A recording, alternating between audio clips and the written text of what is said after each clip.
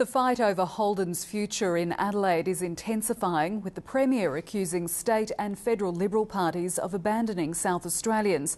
While Tony Abbott supports a winding back of car industry assistance, his state colleagues want to see the government's money before making a decision.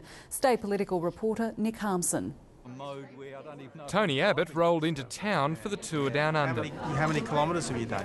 A day after confirming plans to roll back car industry assistance by $500 million to where it was under the Howard government.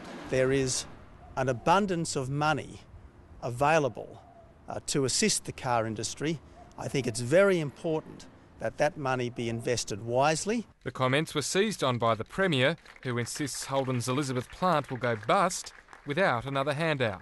You've got to realise this guy doesn't think we count. These are real lives and real jobs that are going to be lost within a few months if we do not conclude these arrangements. Jay Weatherill's just as keen to lay into Tony Abbott's South Australian colleagues, weeks out from twin northern suburbs by-elections. If you can't have a position on car manufacturing in South Australia, you are not a political party worth the name. The State Liberal Party is unequivocal in its support for the automotive sector. There is no doubt about that. Tony Abbott's policy? I haven't seen his policy. But Stephen Marshall insists his state and federal colleagues are at one. We're not at a policy difference whatsoever. There is no single Liberal in the country that thinks that state government money should be used to offset the federal government's carbon tax. Holden jobs aren't the only manufacturing careers at stake.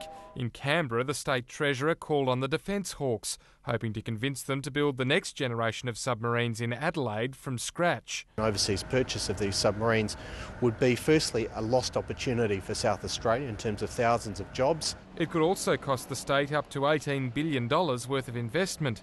A defence cost crackdown and extensive problems with the Collins-class submarines have prompted concern the federal government may opt for an overseas model, which would be modified and assembled here. Nick Harmson, ABC News, Adelaide.